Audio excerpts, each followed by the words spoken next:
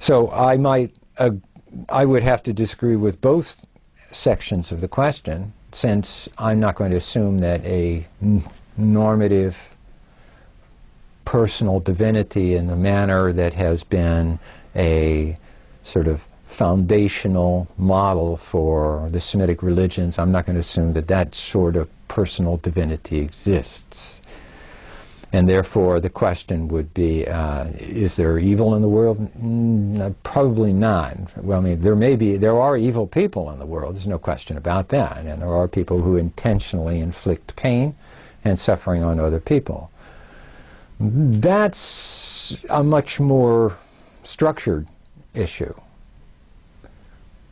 And it's a structured issue because this has to do with the nature of how human beings respond to the world around them, how it is that we are configured by our societies, how we become pathological, whether for biological or for personal reasons or social reasons. And you have to admit that there are pathological cultures in the world.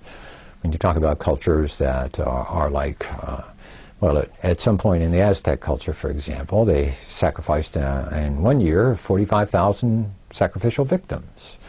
That would seem to be pathological. You would have to assume that cultures that maintain slavery are pathological cultures, as we were in the United States until 1861 or 1863, the liberation of the slaves. And so when we're looking at certain cultures, they would be pathological, and they may be evil cultures. And there are evil people within cultures, or evil times within cultures. The Japanese slaughter of several 100,000 civilians in Nanjing, for example, with the rape of Nanjing, or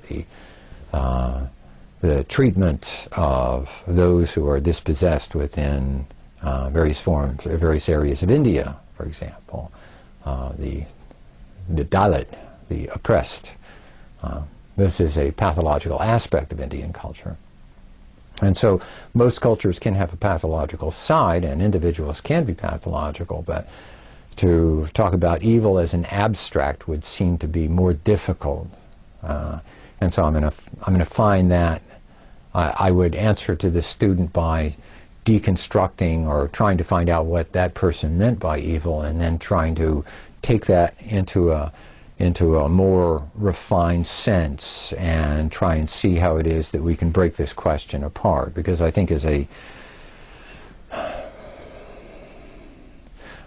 response, it's an adolescent question more than anything else. I think it's an adolescent response to the world, and needs a more sophisticated understanding in order to make it legitimate.